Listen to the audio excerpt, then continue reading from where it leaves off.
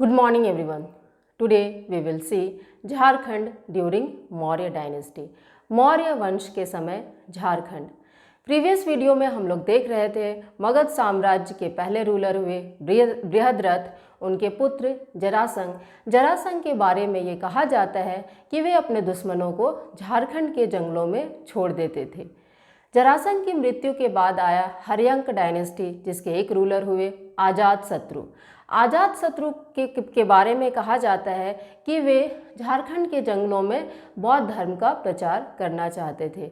Haryanka dynasty के बाद आया शिशुनाग डायनेस्टी। शिशुनाग डायनेस्टी और झारखंड का कोई हमें रिलेशन नहीं मिला।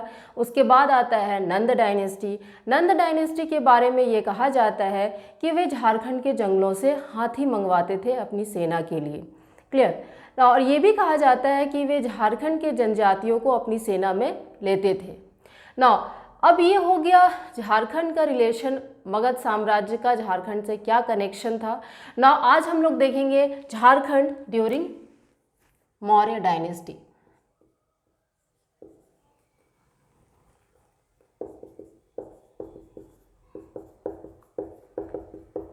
झारखंड ड्यूरिंग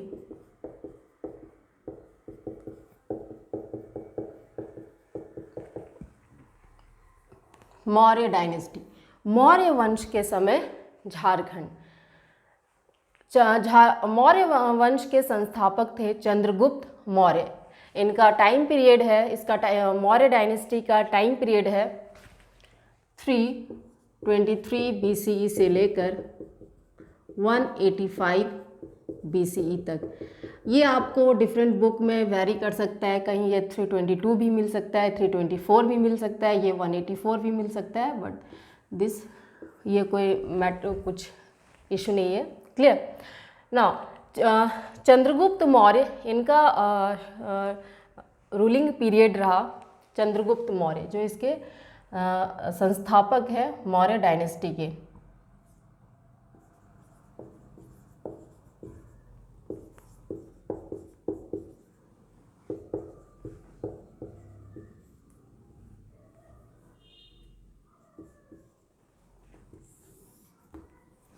इसका टाइम पीरियड है 323 BCE से लेकर 298 BCE तक।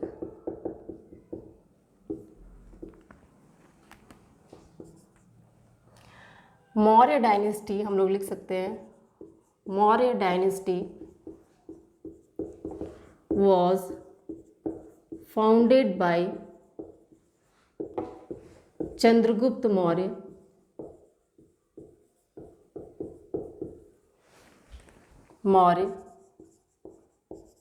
इन्होंने मौर्य वंश की स्थापना की अपने गुरु कौटिल्य की मदद से, विद द हेल्प ऑफ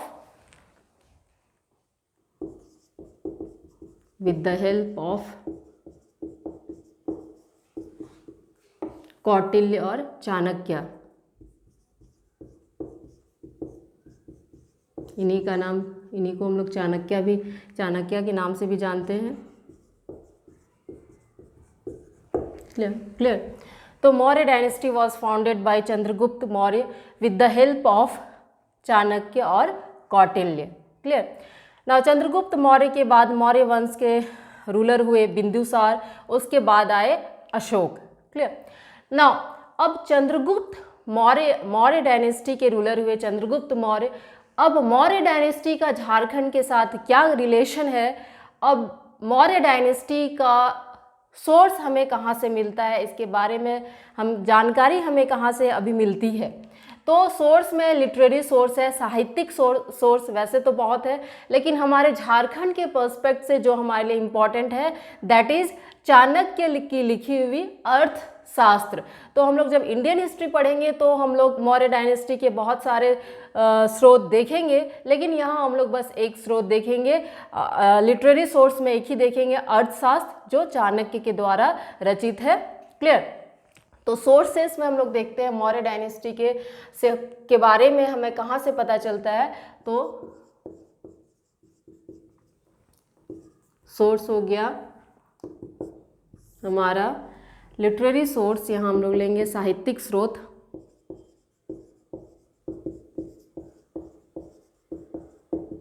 ये हो गया हमारा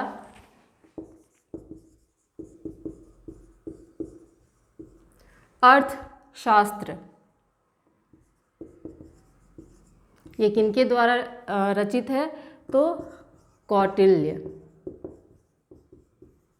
इन्हीं का नाम है चाणक्य। इन्हीं को चाणक्य भी कहते हैं, या फिर इनको विष्णुगुप्त। क्लियर? कौटिल्य, चाणक्य या फिर विष्णुगुप्त। क्लियर? ये अर्थशास्त्र जो बुक है दैट इज, ये पॉलिटी की बुक्स है, पॉलिटिकल साइंस की बुक है। अक्सर एग्जाम में क्वेश्चन पूछा जाता है कौटिल्य के द्वारा रचित अर्थशास्त्र बुक में किस सब्जेक्ट के बारे में बताया गया है। तो ध्यान रहे ये इकोनॉमिक्स लग रहा है लेकिन ये पॉलिटी की बुक है।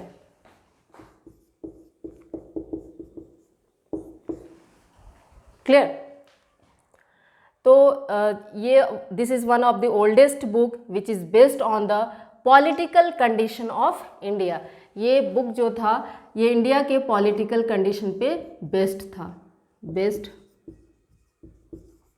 On the political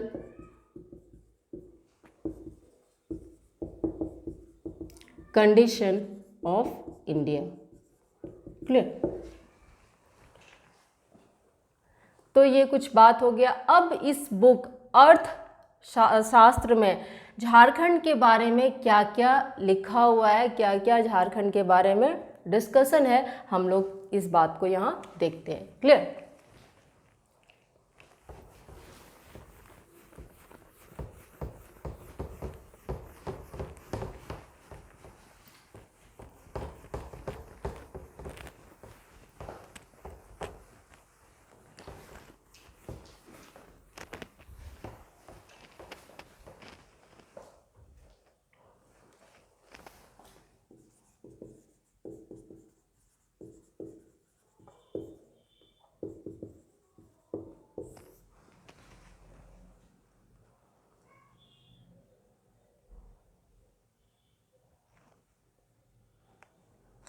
clear? अर्थशास्त्र ये कौटिल्य के द्वारा रचित बुक है। Sorry,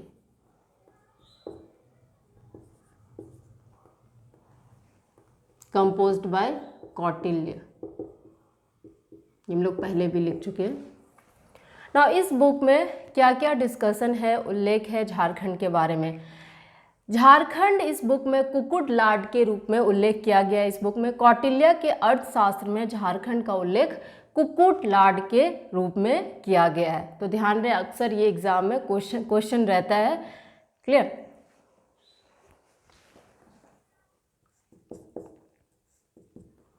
Jharkhand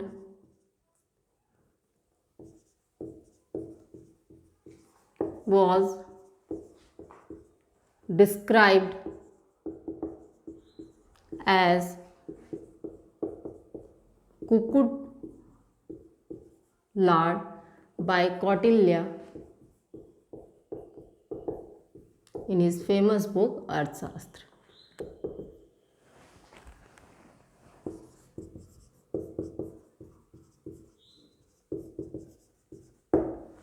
Clear? ना यहाँ की झारखंड की कुकुट लाड देश या कुकुट देश, ये कुकुट लाड या फिर कुकुट देश। कुकुट लाड मीन्स होता है मिनरल्स। क्लियर? ये कुकुट लाड या हम लोग लिख सकते हैं और कुकुट भी या फिर कुकुट देश।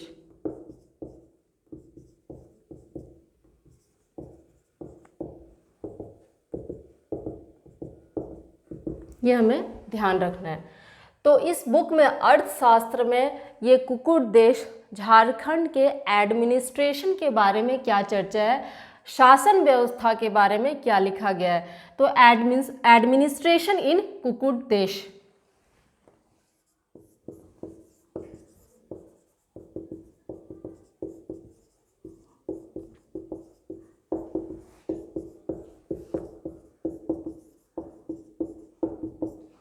Republic in nature.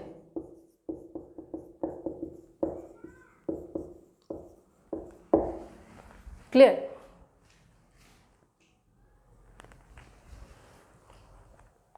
नेक्स्ट, यहाँ कहा जाता है कि एक अधिकारी नियुक्त किया गया इस बुक कौटिल्य के बुक अर्थशास्त्र के अनुसार वनवासियों को नियंत्रण करने के लिए तथा मगध क्षेत्र को सुरक्षित रखने के लिए आर्टविक नामक अधिकारी की नियुक्ति की गई थी।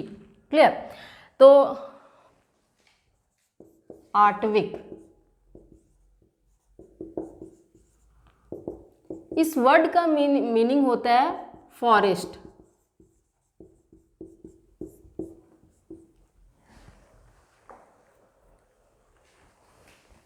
ऑफिसर नेम्ड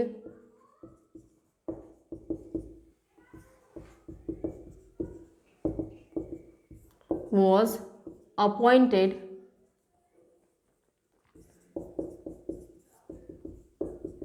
फॉर, किस चीज़ के लिए इनको अपॉइंट किया गया था?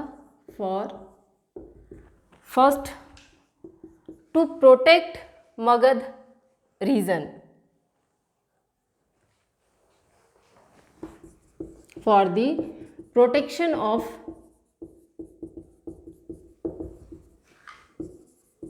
Magadh region. Clear. Next, for having control over tribes. Clear. आगे देखते हैं हम लोग। नाउ ट्रेड इंपॉर्टेंस, इस बुक में कौटिल्य के अर्थशास्त्र बुक में ट्रेड, झारखंड के व्यापारिक महत्व के बारे में भी उल्लेख है।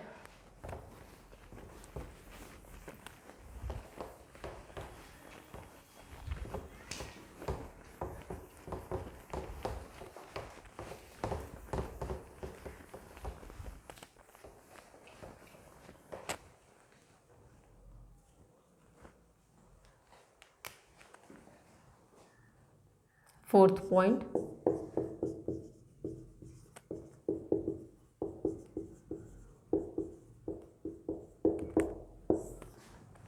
क्लियर। मगध साम्राज्य का व्यापारिक संबंध दक्षिण भारत के साथ था, साउथ इंडिया के साथ था, और जो तो मगध के लोग जब साउथ इंडिया जाते थे तो वो झारखंड से ही होकर गुजरते थे, इसलिए झारखंड का व्यापारिक महत्व है, ट्रेड इंपॉर्टेंस है। तो हम लोग लिख सकते हैं ट्रेड रिलेशन ऑफ मगध या Magadha was with south India, clear, and trade route जो था वो मगध से साउथ इंडिया, झारखंड से होकर गुजरते थे। ट्रेड रूट अक्सर क्वेश्चन पूछा जाता है, ये trade route Jharkhand. Clear. Kautilya के अर्थशास्त्र के अनुसार मगध से दक्षिण भारत की ओर जाने वाला व्यापारिक मार्ग झारखंड से होकर गुजरता था, इसलिए झारखंड का व्यापारिक महत्व था। क्वेश्चन पूछा जाता है मगध से दक्षिण भारत की ओर जाने वाला व्यापारिक मार्ग कहाँ से होकर गुजरता था, तो हमारा आंसर क्या होगा? Jharkhand. Clear. Now moving further, आगे हम लोग देखते हैं इंद्रवानक रिवर। इस बुक में एक इंद्रवानक रिवर के बारे में भी जिक्र है।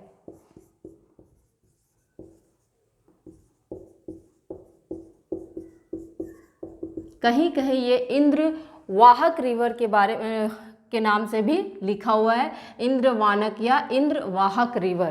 तो कंफ्यूज नहीं होना है आपको, सेम रिवर के बारे में बोला जा रहा है, इंद्रवाहक या इंद्रवानक।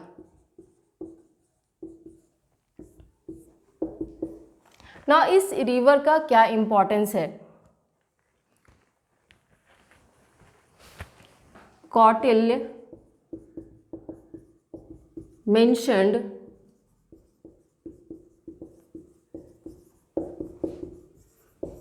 Indravanak river in his book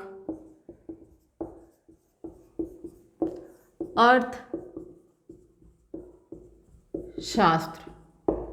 clear. Now जो ये रिवर है इंद्रवानक रिवर या इंद्रवाहक रिवर, इससे कहा जाता है कि ये जो नदी है इसमें हीरे पाए जाने का उल्लेख है। Clear.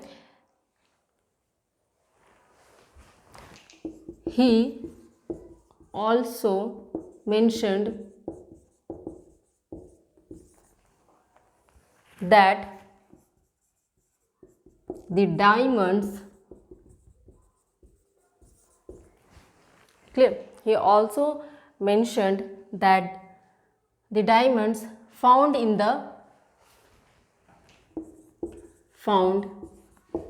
the bed of this river।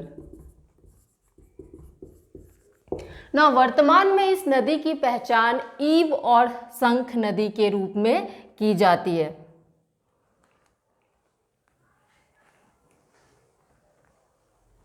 तो हम लोग ऊपर में लिख सकते हैं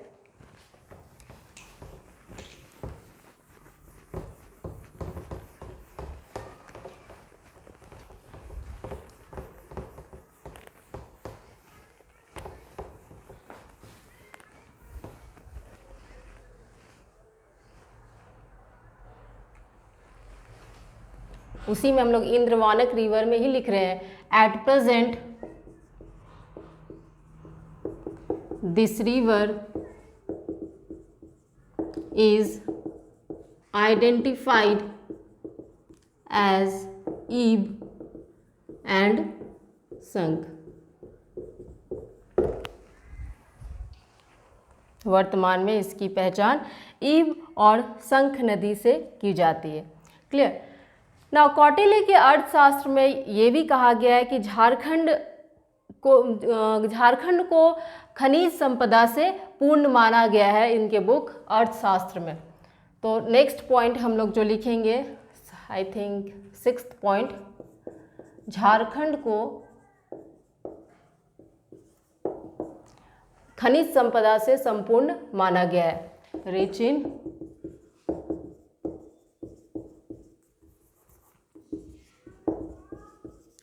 mineral resources. Clear.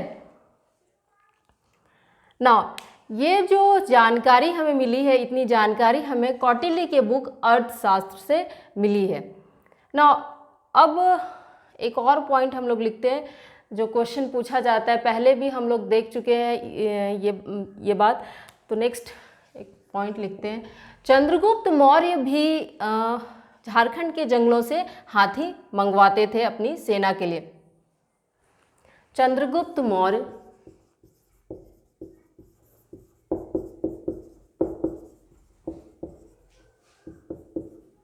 had shot elephant from the, कहाँ से? एलिफेंट फ्रॉम झारखंड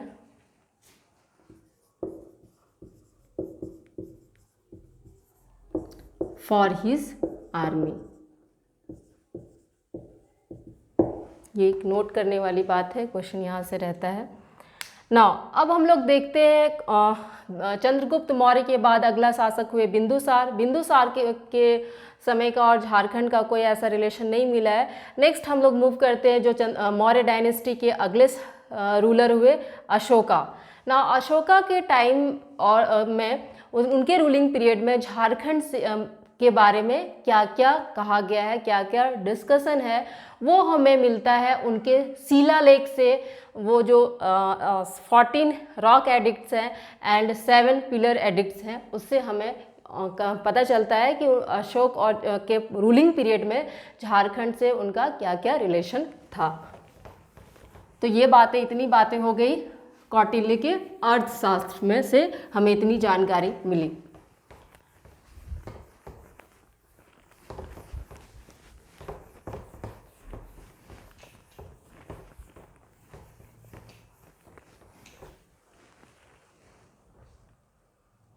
ना आगे देखते हैं हम लोग अशोक। अशोक के समय में झारखंड से हमें क्या क्या जानकारी मिली। अशोक का रूलिंग पीरियड था, अशोक का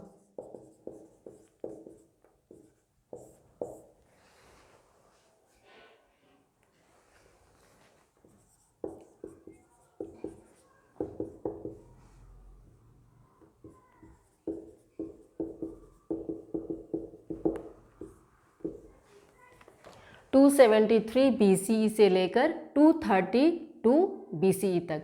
ये ग्रैंडसन, ये पोते थे चंद्रगुप्त मौर्य के, ग्रैंडसन ऑफ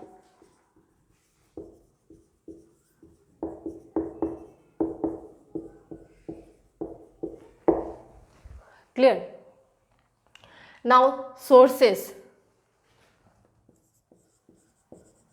तो सोर्सेस में हम लोग कह रहे हैं कि अशोक के शिलालेख, इंस्क्रिप्शंस ऑफ अशोका।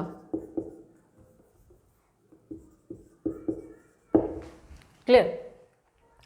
ना फर्स्ट पर्सन जिसने अशोक के अभिलेखों को पढ़ा था वो थे जेम्स प्रिंसेप। इन्होंने 1837 में अशोक के अभिलेखों को पहली बार पढ़ा था। क्लियर। तो हम लोग जानते हैं हिस्ट्री में, इंडियन हिस्ट्री में हम लोग पढ़ेंगे अगर नहीं जान रहे हैं तो, कि अशोक के 7 पिलर एडिक्ट्स हैं एंड 14 स्टोन एडिक्ट्स हैं, शिलालेख हैं। क्लियर। तो अशोक के 13वें शिलालेख में झारखंड के बारे में उल्लेख है। इन द 13th, पहला पॉइंट हम लोग लिखेंगे, in the 13th stone edicts of Ashoka, Jharkhand was described as Artvik.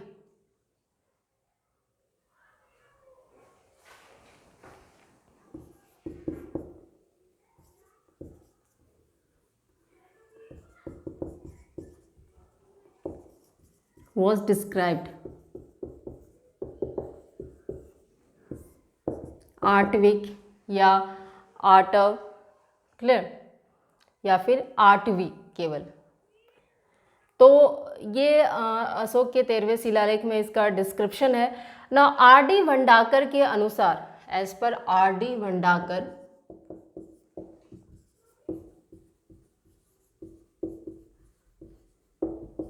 इनके अनुसार आर्टविक उड़ीसा से लेकर बघेलखंड के मध्य का क्षेत्र था, जिसके अंतर्गत ही झारखंड का क्षेत्र स्थित था। क्लियर। तो हम लोग लिख सकते हैं आर्टविक was extended from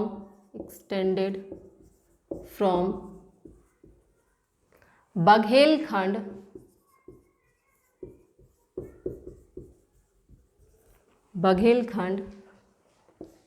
to the coast of Orissa. Orissa के तट तक ये आर्टविक रीजन था और उसी में झारखंड स्थित था।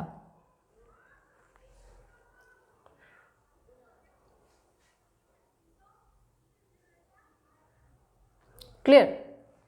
And Jharkhand was also included in this region. हम लोग लिख सकते हैं and Jharkhand was also included in this reason.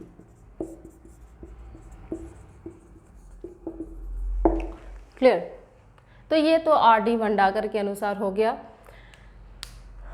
तो हम लोग कह सकते हैं कि झारखंड आर्टविक प्रदेश के अंतर्गत ही आता था। क्लियर ना। आगे क्या जानकारी मिलती है अशोक के अभिलेख से झारखंड के बारे में, तो ये हम लोग देखते हैं फर्दर। ये कहा जाता है कि अशोक का झारखंड की जनजातियों के ऊपर अप्रत्यक्ष कंट्रोल था। Ashoka had indirect control over tribes of Jharkhand. Jharkhand के जनजातियों पर अप्रत्यक्ष नियंत्रण था। Over tribes of Jharkhand. Clear. ना क्वेश्चन पूछा जाता है अक्सर, अशोक का झारखंड की जनजातियों पर नियंत्रण था, डायरेक्ट, इनडायरेक्ट, कैसा नियंत्रण था? तो हम लोग आंसर करेंगे इनडायरेक्ट रिलेशन था अशोका का झारखंड की जनजातियों के ऊपर। Clear. Now he wanted to spread Buddhism. Ashoka के बारे में ही हम लोग लिख रहे हैं।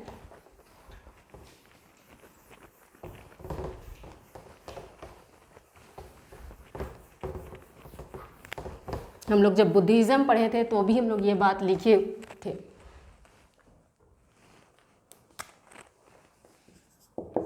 He wanted to spread Buddhism among the tribes of Jharkhand. Jharkhand के जनजातियों में बौद्ध धर्म का प्रचार करना चाहते थे। For this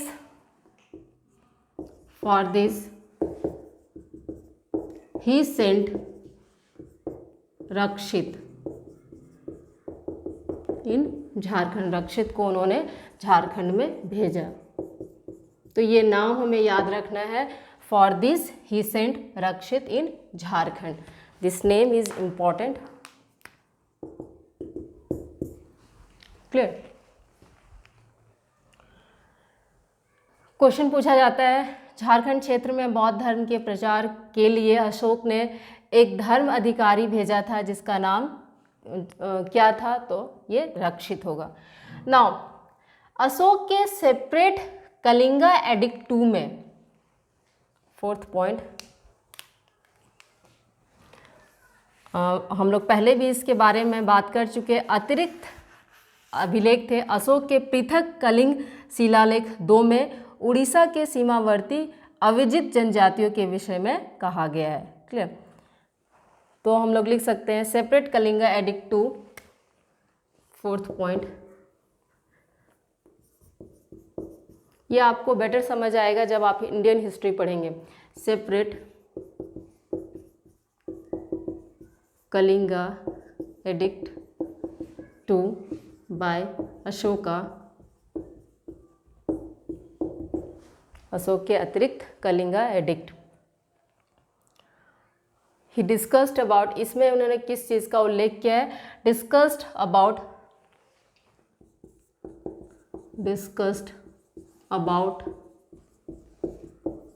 Avijit tribes of Orissa border.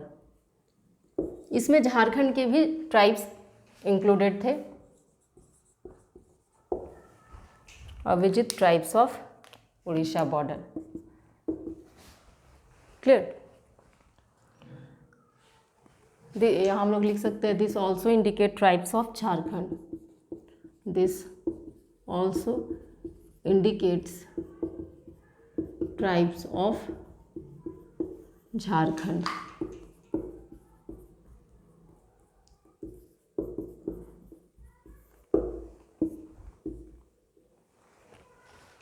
Clear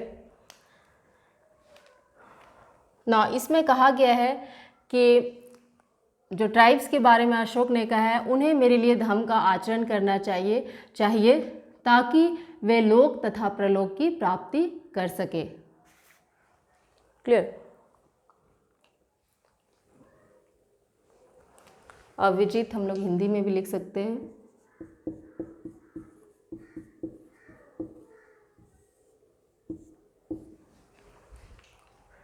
ना आगे हम लोग देखते हैं क्या उन्होंने डिस्कस्ड अबाउट अविजित ट्राइब्स ऑफ उड़ीसा बॉर्डर। तो नीचे लिखेंगे हम लोग, आगे लिखेंगे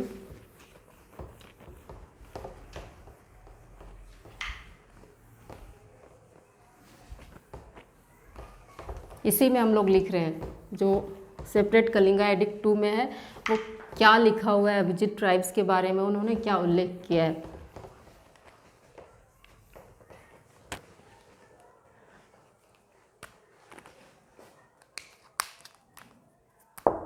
You should या फिर they should practice Dhamma for me, उन्हें मेरे लिए धम्म का आचरण करना चाहिए ताकि वे लोक तथा प्रलोक की प्राप्ति कर सके। To secure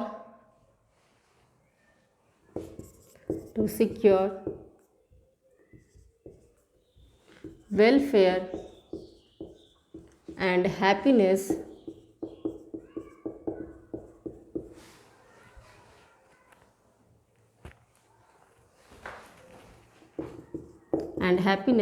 in this world and next. Clear? And by acting this,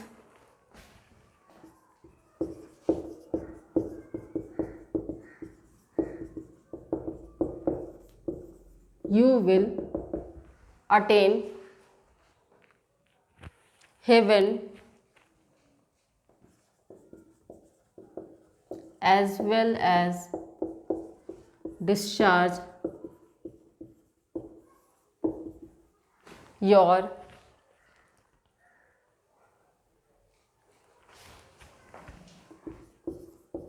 the debts you owe to me. Clear? तो separate Kalinga edict 2 by Ashoka, जिसमें अविजित ट्राइब्स के बारे में कहा गया है, ये you should practice dhamma for me to secure welfare and happiness in this world and next, and by acting this you will attain haven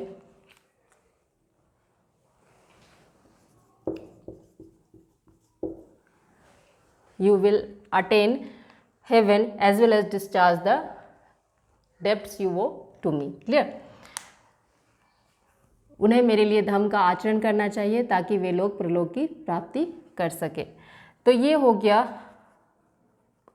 separate Kalinga addict Ashok के सेपरेट कलिंगा एडिक्ट में ये डिस्कशन है। नाउ मूविंग फर्दर, आगे हम लोग देखते हैं।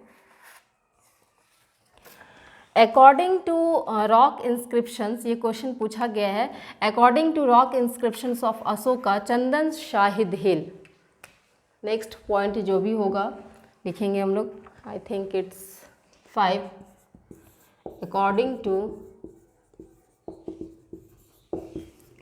rock inscription of Ashoka, Chandan Shahid Hill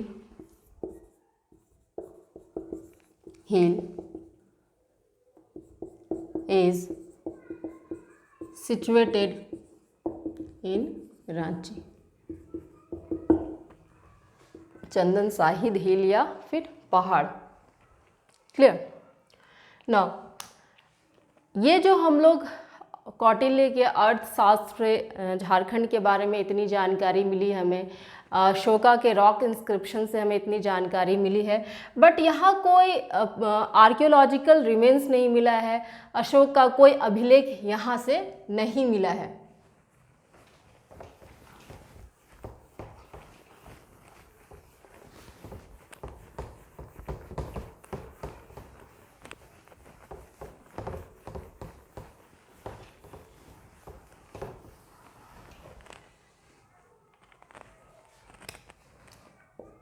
note करके हम लोग लिख सकते हैं, no archaeological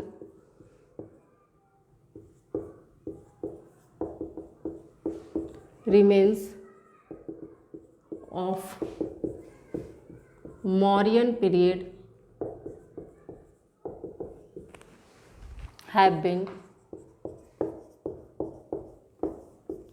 found from Jharkhand. No archaeological remains of Mauryan period have been found from Jharkhand. No rock edicts of Ashoka. No, ना ही अशोक के कोई अभिलेख मिले. No rock edicts of Ashoka have been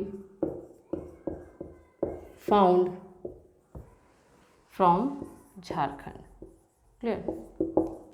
जो भी हमें जानकारी मिलती है वो कौटिल्य के अर्थशास्त्र और अशोक के शिलालेख. क्लियर. नेक्स्ट वीडियो में हम लोग पोस्ट मौर्यन पीरियड देखेंगे. That's all for today. Thank you.